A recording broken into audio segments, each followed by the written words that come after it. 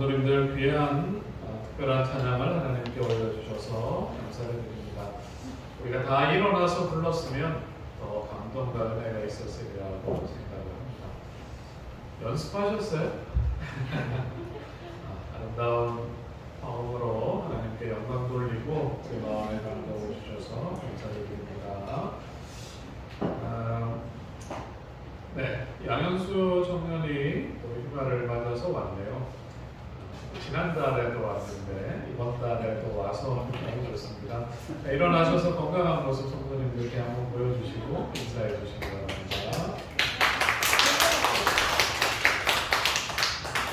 네, 작년 1월 16일 날 입대했는데요. 17일 날 입대했는데 1년이 지났습니다. 여러분들의 기도 덕분에 무사히 군 생활을 하고 있습니다. 코로나가 재유행하고 있어서 우리 유영원 집사님 가족들이 격리 중이십니다. 위하여 기도해 주시고 하성호 집사님이 조중에 접촉 사고를 당했다고 합니다. 컨디션이 좋지 못하신데요. 지금 많이 바쁜 상황이어서 쉬지도 못하신다고 합니다. 후유증 없이 건강을 회복할 수 있도록 기도해 주시기 바랍니다. 교회 소식을 먼저 몇 가지 말씀드리고 말씀을 나누겠습니다. 다음 안식일은 명절 전 안식일이어서 점심이 제공되지 않습니다. 다음 안식일 설교는 본교회 출신으로 원주삼륜 중고교회에서 신고하는 김순기 목사님이 고향에 오셔서 고향 교회에서 말씀을 전하십니다. 또 우연히 기도자가 김한기 장로님이시잖아요. 다음 주에 김한기 장로님 기도하시고 김순기 목사님이 말씀을 주시겠습니다. 저는 안교 교과를 좀 진행하겠습니다. 박 장로님이 양해해 주셔서 제가 안교 교과를 진행하도록 하겠습니다. 지난주에 교회 임원들과 남녀 수석 집사님, 안교 선교 임원들이 모여서 올해 사업협의회를 진행했는데요.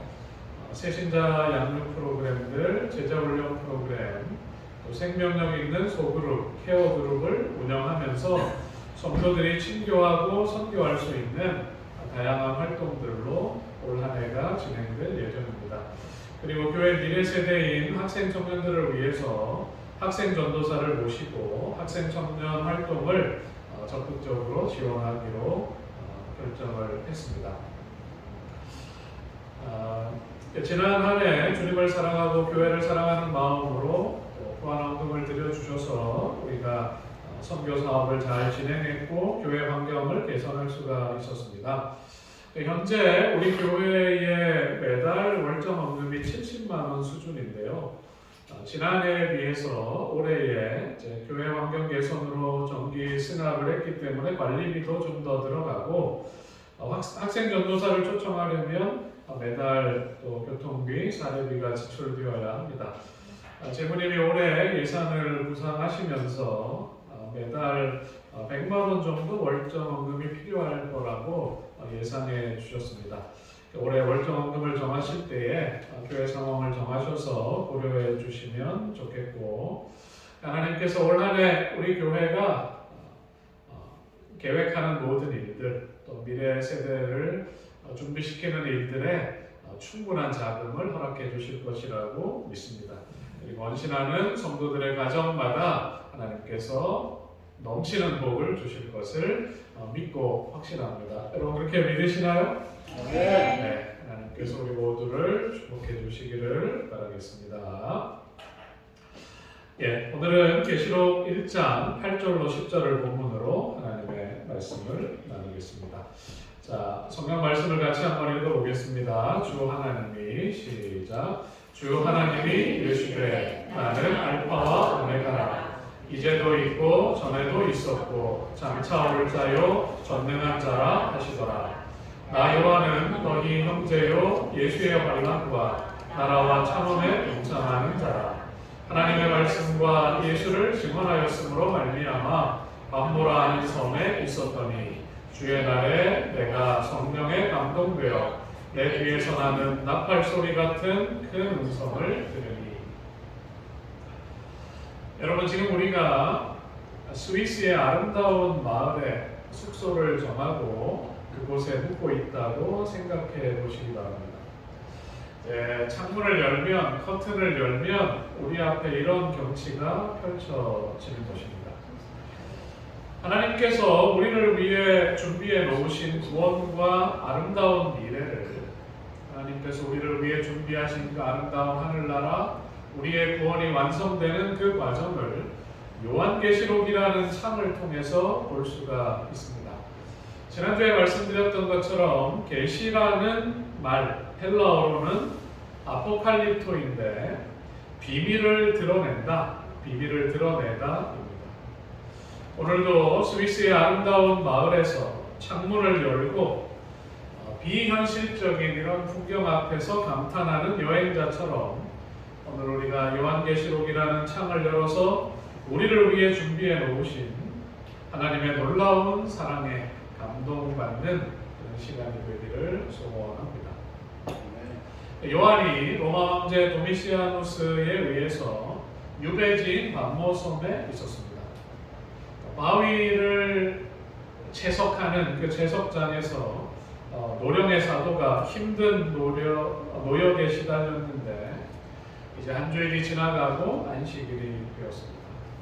그의 앞에 파란 바다와 푸른 하늘을 보면서 그가 지금도 로마의 핍박에 의해서 고난 중에 있는 교회와 성도들을 위해 기도하였습니다. 그의 마음 가운데 사랑하는 주님과의 추억을 떠올리면서 주님과의 재회에 대한 간절한 마음으로 기도하고 있는데 그의 뒤에서 나팔 소리와 함께 그가 사랑하는 예수님의 음성이 들리는 것입니다. 오늘 계시록 1장 8절로 10절을 본문으로 주의 날이라는 제목으로 우리에게 주시는 하나님의 은혜를 나누도록 하겠습니다. 자, 8절 말씀 다시 한번 읽어보겠습니다. 주 하나님이 시작. 주 하나님이 이르시되 나는 알파와 오메가라. 이제도 있고 전에도 있었고 장차올 자요 전능한 자라 하시더라. 나팔 소리와 함께 음성이 들리는데 나는 알파와 오메가다. 이제도 있었고 이제도 있고 전에도 있었고 장차올 재림할 그 분이고 전능한 자다 이야기를 하십니다. 여러분, 이 말씀을 하시는 예수님이 하나님이십니다. 예수님이 신성을 가지신 분이셨는데 사람이 되셔서 이 땅에 오셨고 이 땅에 오신 하나님을 그 하나님의 이름이 예수님입니다. 기독교 신앙, 우리가 하고 있는 이 기독교 신앙에 있어서 가장 핵심이 되는 중요한 것이 예수가 그리스도다, 예수가 하나님이시다는 것을 고백하는 것입니다. 한번 따라해 보겠습니다. 예수는 그리스도시요, 살아계신 하나님의 아들이십니다. 이것이 우리 신앙의 바탕이에요. 우리 신앙의 바탕입니다. 구약 성경을 보면 이사야가 오시는 하나님에 대하여 이렇게 예언했어요. 이는 한 아기가 우리에게 낳고 한 아들을 우리에게 주신 바 되었는데 그 어깨에는 점사를 메었고 그 이름은 기묘자라 모사라 전능하신 하나님이라 영존하시는 아버지라 평강의 왕이라 할 것입니다. 오늘 특별 찬양을 부르면서 우리가 부를 수만 있으면 그 가이더 밴드가 부르는 알파와 오메가 그걸 부르면 좋겠다 이렇게 생각을 했습니다. 언젠가 우리가 연습해서 불러보면 좋겠는데 그 찬양의 가사가 이제 이사야 9장 6절의 내용을 해서 따온 거예요. 거기에 덧붙여 있는 것이 계시록에 오늘 우리가 읽었던 것처럼 예수님이 알파와 오메가가 되시고 예수님이 기묘자이시고 모사이시고 전능하신 하나님이시고 영존하시는 아버지시고 평강의 왕이라고 노래하고 있습니다. 자, 사도 바울이 기록한 빌립보서 2장 6절과 7절을 같이 한번 읽어보겠습니다. 이것도 예수님에 대한 설명이에요. 그는 시작. 그는 근본 하나님의 본체시나 하나님과 동등됨을 취할 것으로 여기지 아니하시고 오히려 자기를 비워 종의 형체를 가지사 사람과 같이 되셨고 주 하나님이 이르시되 나는 알파와 오메가라. 알파와 오메가가 뭔가요? 그리스 알파벳에 보면 영어 알파벳의 A가 알파입니다. 그리고 마지막 G, 그것이 오메가입니다. 다른 말로 하면 시작과 끝, 그렇게 말할 수 있어요. 예수님은 지금도 계시고 전에도 있었고 장차 오실 분, 이 말은 시간을 초월하는 신성을 가진 분이라는 것입니다. 그리고 그분은 계시록 1장 8절에서 보는 것처럼 이사야 선지자가 이미 언급했던 것처럼 나는 전능한 자다, 그렇게 이야기를 하셨어요. 스스로 나는 전능한 자다, 그렇게 말할 수 있는 존재는 하나님밖에 없습니다. 이사야 9장 6절에 기록되어 있는 전능하신 하나님, 이것이 히브리 말로는 엘 샤다이입니다. 엘 샤다이. 이 말을 우리는 창세기 28장과 35장에서 엘 샤다이라는 말을 볼 수가 있습니다. 전능하신 하나님이 내게 복을 주시며 내가 생육하고 번성하게 하여 내가 여러 족속을 이루게 하시고, 이건 이삭이 야곱에게 하는 말이에요. 그리고 창세기 35장 11절 같이 한번 읽어보겠습니다. 하나님이 시작. 하나님이 그에게 이르시되 나는 전능한 하나님이라. 생육하며 번성하라. 한 백성과 백성들의 총회가 내게서 나오고 왕들이 내 허리에서 나오리라. 하나님께서 야곱에게 하신 말씀입니다. 형이 죽이려고 하니까 하란으로 떠나는 야곱을 이삭이 축복해요. 지금 생명의 위협을 받고 있고 돌아올 기약이 없이 떠나는데 누가 함께 계신다고? 전능하신 하나님이 너와 함께 계시면 네가 복을 받고 큰 민족을 이루겠다. 이 전능하신 하나님이 야곱의 생애를 이끄셨어요. 20년 동안 그 하란에서 그의 생애를 이끄셨고, 야곱이 복을 받았습니까? 그가 4명의 부인과 함께 자녀들과 함께 다시 하나님께서 약속하신 그 땅으로 돌아올 수 있었습니다. 그리고 그가 가나안으로 들어오면서 이제 가나안에 입성하기 위하여 요단강을 건너야 하는데 약복 나루에서 하나님과 씨름하는 밤을 보냈어요. 그의 이름이 야곱에서 뭐로 바뀌었습니까? 이스라엘로 바뀌었어요. 여러분 새 성경 읽고 계시죠? 지금 여러분이 부지런히 읽으셨다면 이 부분을 읽고 계신 것입니다. 이 부분 이후부터는 야곱을 가리켜서 이스라엘아, 이스라엘아 그렇게 부르시는 음성을 들을 수가 있어요. 하나님께서 그날 야곱의 이름을 이스라엘, 하나님과 겨루어 이겼다로 바꾸어 주시면서 말하면서 나는 누구다? 나는 전능한 하나님이다. 나는 엘 샤다이다. 너를 통해 민족을 이루겠다. 내게서 왕이 나오겠다. 결국 이스라엘의 아들 유다의 후손을 통해서 야곱이 왕이 되었고 그의 후손으로 예수님께서 이 땅에 탄생하게 되셨습니다. 계시록 1장 8절의 기록을 보면 예수님이 당신에 대하여 말씀하세요. 나는 누구다? 나는 전능하신 하나님이다. 그러면서 그분이 이제 계시를 보여주시고 약속을 보여주세요.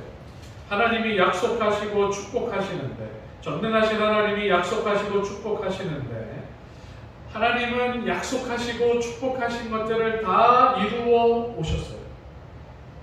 여러분, 우리가 오늘 예배하는 예수님이 당신 자신에 대해 말하기를 나는 전능하신 하나님이다 그렇게 말씀하고 계시는데, 그분께서 여러분에게 올 한 해 많은 복을 주실 것입니다. 그리고 그분께서 여러분의 인생을 축복으로 인도하실 것입니다. 그리고 그 전능하신 하나님이신 주님께서 여러분을 통해서 큰 일을 행하실 것입니다. 그리고 그 전능하신 하나님의 약속 중에 제일 중요한 약속이 뭐냐면 내가 다시 오겠다입니다. 내가 구름을 타고 다시 오겠다. 여러분 엘 샤다이 전능하신 하나님께서 약속하셨다면 그 약속이 이루어질까요? 성경에 그분께서 하신 언약과 약속과 예언들이 다 이루어졌어요. 그분이 하신 이 약속이 이루어질 것을 우리가 믿는 것입니다. 여러분 다시 한번 그 약속을 굳게 믿고 예수님 안에서 은혜와 평안과 축복을 누리며 그분의 다시 오심을, 그분을 사랑하는 마음으로 기다리는 우리 모두가 되기를 간절히 바라겠습니다. 자, 계속해서 9절 말씀 읽어보겠습니다. 나 요한은 시작. 나 요한은 너희 형제요 예수의 환난과 나라와 참음에 동참하는 자라. 하나님의 말씀과 예수를 증언하였으므로 말미암아 박모라는 섬에 있었더니. 나 요한은, 계시록을 읽으면 이 표현이 2번 나오고 계시록을 기록한 사람이 요한이라는 언급이 5번 나옵니다. 그래서 이 책의 제목이 뭔가요? 요한계시록입니다. 요한에게 예수님이 보여주신 묵시를 기록한 책. 이 1장 9절의 원문의 내용을 더 잘 번역한 번역이 쉬운 성경이에요. 여러분, 쉬운 성경인데 제가 한번 읽어보겠습니다. 이 글을 쓰고 있는 나는 그리스도 안에서 형제된 요한입니다. 우리는 예수님 안에서 하나가 되었으며 고난과 인내와 장차 누릴 왕국도 함께 소유한 자들입니다. 나는 하나님의 말씀과 예수님에 대한 진리를 전했다는 이유로 박모섬에 갇혀있는 중입니다. 우리가 개정개혁 성경과 쉬운 성경을 읽었는데 원문에 있는 내용 중에 이제 개정개혁이 제대로 표현하지 못한 게 있어요. 뭐가 빠져 있는 것 같습니까? 요한이 한 말 중에는 분명히 이 표현이 있어요. 나는 예수님 안에서 당신들의 형제입니다. 나는 예수님 안에서 우리는 하나가 되었습니다. 예수님 안에서 고난 중에도 인내하고 있습니다. 우리는 예수님 안에서 앞으로 올 영광스러운 나라를 함께 누릴 사람들입니다. 원문에 의하면 예수님 안에라는 표현이 있어요. 이 절에서 1장 9절에서 중요한 것이 예수님 안에서 1장 9절에서 뿐만 아니라 우리의 삶에서 가장 중요한 것이 있다면 우리가 누구 안에 있는 것입니까? 예수님 안에 거하며 살아야 합니다. 사도 바울은 말하기를 누구든지 그리스도 안에서 뭐가 되었다? 새로운 피조물이 되었다. 예수님 안에 있으면 우리에게 생명이 있습니다. 우리가 예수님 안에 있을 때에 예수님이 우리에게 베풀어 주신 구원과 능력을 소유하며 살아가고 있는 것입니다. 여러분 예수님 안에 계십니까? 내가 지금 예수님 안에 계신가요? 우리가 예수님 안에서 살아야 합니다. 우리는 예수님 안에서 하나가 되고 예수님 안에서 한 형제가 되고 예수님 안에서 한 교회가 되고 예수님 안에서 구원의 후사 하나님의 나라를 상속할 사람들이 되었습니다. 여러분 내 마음을 내 삶을 예수님 안에 두시기를 바랍니다. 오늘 우리가 이 복된 안식일을 기억하고 주님 안에 나왔다는 것은 내 자신을 예수님 안에 두겠다는 결심의 표현입니다. 그런 마음이 있는 사람들이 주님 앞에 나오는 것입니다. 예수님 안에 있으면 평안과 구원을 소유할 뿐만 아니라 요한의 고백처럼 그분이 당하셨던 것처럼 환난과 고난도 당할 것입니다. 내가 예수님 안에 있고 예수님을 증거하기 때문에 박모라는 섬에 갇혀 있습니다. 하지만 이런 것들이 주 안에 있는 나의 평안, 예수님 안에서 누리는 이 평안을 흔들지 못할 것입니다. 주님을 위해 받는 고난은 우리에게 더 큰 축복이 되는데 의를 위해 핍박받는 자는 복이 있나니 천국이 저희 것이니라. 요한은 성도들에게 편지하면서 자신이 주 안에 있는 형제이고 가족임을 말하고 있습니다. 비록 박모섬에 유배되어 있지만 예수님 안에서 누리는 참된 평안이 그의 마음에 있었습니다. 여러분 주님 안에 있기로 다시 한번 결심하십니까? 이 안식일 하나님이 주시는 참된 평안이 내 삶의 여건은 고난이 있고 시련이 있고 고통이 있다 할지라도 주님 안에서 누리는 참된 평안이 우리들의 마음에 충만하게 되기를 주님의 이름으로 축복합니다. 자, 오늘 말씀의 제목이 주의 날인데 10절에 그 내용이 기록되어 있습니다. 같이 한번 읽어보겠습니다. 주의 날에 시작. 주의 날에 내가 성령에 감동되어 내 뒤에서 나는 나팔 소리 같은 큰 음성을 들으니. 주의 날에 내 뒤에서 안식일 아침에 은혜를 받는 가운데 나팔 소리가 들리고 나에게 말씀하시는 음성이 있었다. 그러면서 요한계시록이 시작됩니다. 여러분, 이 요한계시록 1장 10절을 일요일을 주일로 섬기는 그리스도인들이 좋아합니다. 그들의 삶에 있어서 제일 중요한 날이 그날인데, 주일인데 성경에 주의 날이라는 표현이 나오기 때문에 이 날을 우리가 주일로 섬기고 있는데 이 구절을 볼 때마다 마음에 확신과 감동을 갖게 하는 구절입니다. 자, 여러분, 이 책을 누가 기록했다고요? 요한이 기록을 했어요. 요한의 국적, 내셔널리티가 어디입니까? 요한은 어디 사람이에요? 요한이 유대인이에요. 유대인. 그가 크면서 히브리 성경을 보면서 자랐어요. 그리고 유대인 가정에서 조상들의 전통과 문화 속에서 자라난 사람입니다. 유대인인 요한의 입장에서 볼 때 주의 날은 언제입니까? 유대인들의 생각 속에 주의 날, 여호와의 날은 항상 안식일입니다. 요한이 계시록을 기록하고 있는데 1장 10절에 주의 날은 안식일입니다. 우리가 서두에서 말씀드렸던 것처럼 고단한 한 주일의 사역에 시달리던 그가 노인인데 그 바위를 끌고 밀면서 힘든 한 주일을 보냈어요.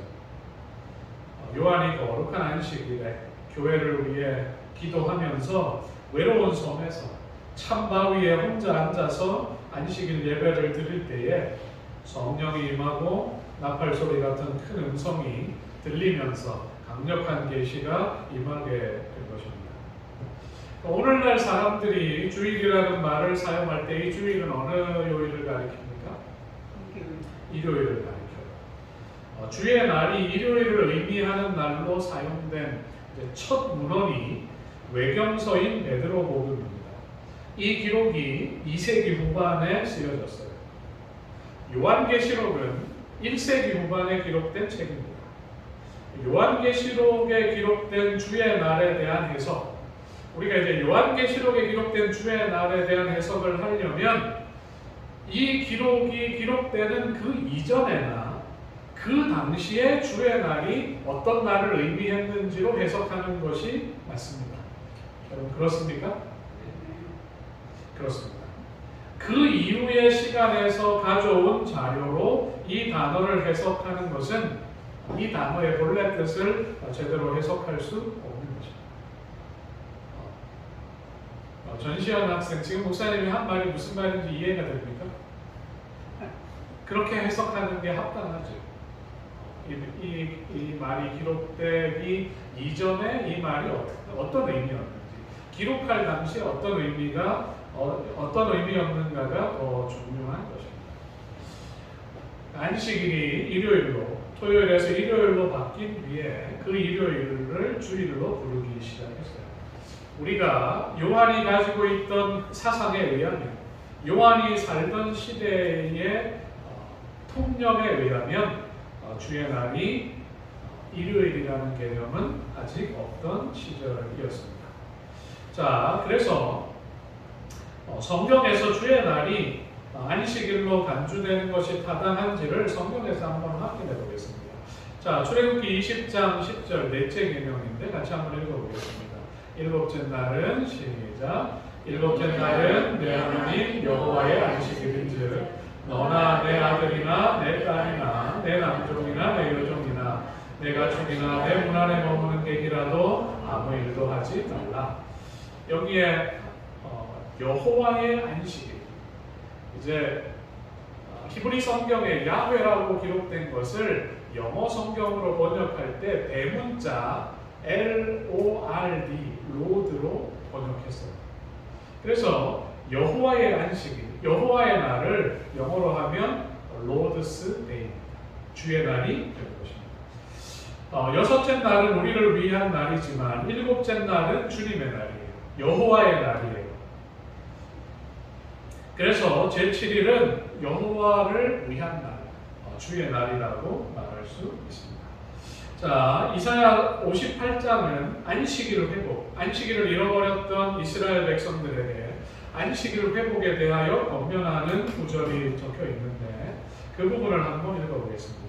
만일 안식일에 시작. 만일 안식일에 내 발을 금하여 내 성일의 오락을 행하지 아니하고 안식일을 일컬어 즐거운 날이라 여호와의 성일을 존귀한 날이라 하여 이 날을 존귀하게 여기고 내 길로 행하지 아니하며 내 오락을 구하지 아니하며 사사로운 말을 하지 아니하면 하나님의 복이 너희에게 임하고 하나님께서 약속하신 언약의 후사가 되겠다. 그렇게 기록하고 있습니다. 여기에 하나님께서 안식일을 가리켜서 말하기를 내 성일, 나의 거룩한 날이라고 표현하고 있어요. 그래서 하나님께서는 안식일을 나의 날이라고 얘기하십니다.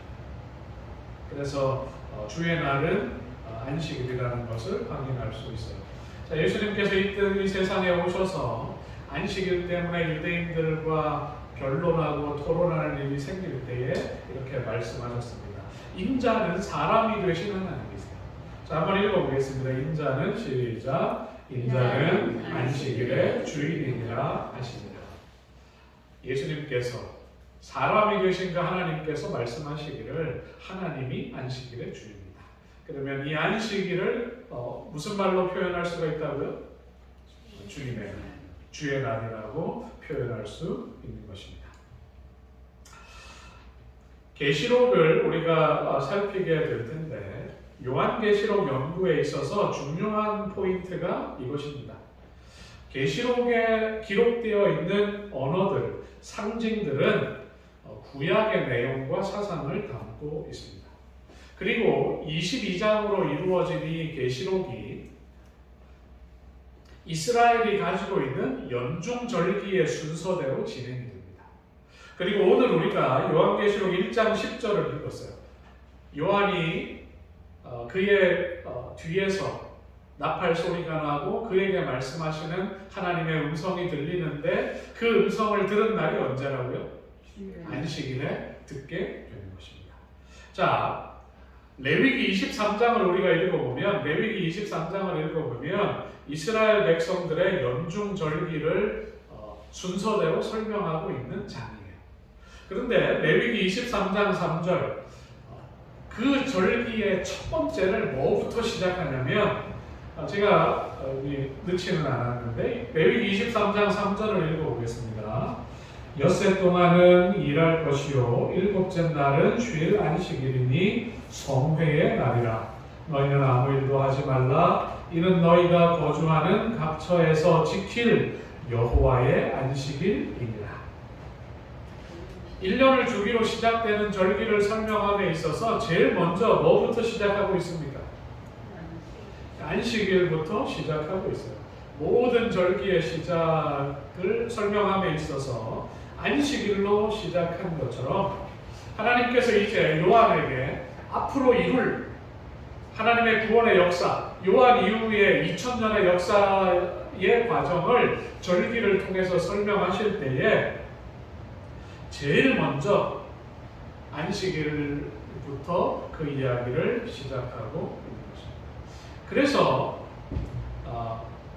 계시록 1장 10절이 이렇게 기록되어 있는 것입니다. 다시 한번 읽어보겠습니다. 주의 날에 시작.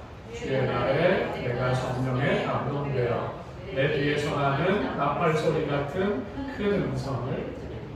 자, 여러분 이제 이 주의 날이 여러분의 눈에 일요일로 보이시나요? 안식일 토요일로 보이시나요? 분명합니까? 거룩한 안식일 아침에 예수님은 교회를 걱정하며 무릎 꿇는 이 노종에게 전능하신 하나님이신 그분께서 이루실 구원의 역사를 계시를 통해 보여주고 있는 것입니다. 여러분, 오늘 우리가 주님 앞으로 나온 안식일입니다. 하나님은 여러분의 인생을 승리로 이끄실 것입니다. 하나님은 여러분의 인생을 축복으로 이끄실 텐데 여러분의 귀에 말씀하시는 하나님의 음성을 듣게 되시기를 간절히 바라겠습니다. 이 귀한 축복의 날 받는 특별한 은혜가 한 주일 여러분의 마음과 삶을 지켜주시기를 주님의 이름으로 축복합니다. 자, 하나만 더 얘기하고 오늘 말씀을 마무리하겠습니다. 뒤에서 들리는 나팔 소리 같은 큰 음성, 하나님이 임하시는 나팔 소리 같은 이 큰 음성에 대해서 한 번 더 좀 얘기를 해보겠습니다. 주의 날 속에는 안식일이라는 의미와 함께 성경에는 주의 날, 여호와의 날이라는 것이 같은 개념인데 그 속에는 한 가지 의미가 더 포함되어 있습니다. 자, 이사야 13장 9절과 10절인데 같이 한번 읽어보겠습니다. 보라, 시작. 보라, 여호와의 날, 곧 잔혹히 분냄과 맹렬히 노하는 날이 이르러 땅을 황폐하게 하며 그 중에서 죄인들을 멸하리니 하늘의 별들과 별무리가 그 빛을 내지 아니하며 해가 돋아도 어두우며 달이 그 빛을 비추지 아니할 것이로다. 여러분이 읽으셨는데 뭐에 대한 설명인 것 같습니다. 심판의 날에 대한 설명입니다. 그런데 그 심판의 날을 히브리 성경에는, 구약 성경에는 뭐라고 표현하고 있냐면 여호와의 날이라고 표현하고 있습니다. 여호와의 날이 거룩한 안식일의 의미도 있고 여호와의 날 속에는 그분이 임하시는 심판의 날을 표현할 때도 여호와의 날이 사용되고 있습니다. 요한이 이곳에 언급한 여호와의 날, 용 야훼, 이 말은 세상 끝에 오시는 심판의 날을 암시하고 있는 의미도 포함하고 있는 것입니다. 그래서 요한계시록은 종말을 바라보며 기록된 글이기 때문에 여기에 있는 주의 날은 심판의 날과 그분이 다시 오시는 여호와의 날도 포함되어 있다고 우리가 이해하는 것입니다. 여러분, 구약 성경에서 여호와의 날은 그분이 당신의 백성에게 오시는 날인데 그분의 오심을 기도할 때에 그분의 오심을 간절히 바라는 당신의 백성들에게는 그날은 구원의 날이 되고 하나님을 떠나서 악을 행하는 사람들, 악을 행하는 죄인들에게는 그분의 오심이 심판의 날이 되는 것입니다. 유대인으로서 재림교회의 신학자가 된 자크 두칸 박사가 있는데 그분이 쓴 유대인으로 본 요한계시록이라는 책에는 이렇게 기록하고 있어요. 요한은 주의 날, 최후의 심판과 파루시아의 날에 관한 이상을 안식일에 받은 것이다. 또 다른 의미에서 주의 날에 받은 것입니다. 선지자가 이 두 날을 연관시킨 것은 이상한 일이 아니다.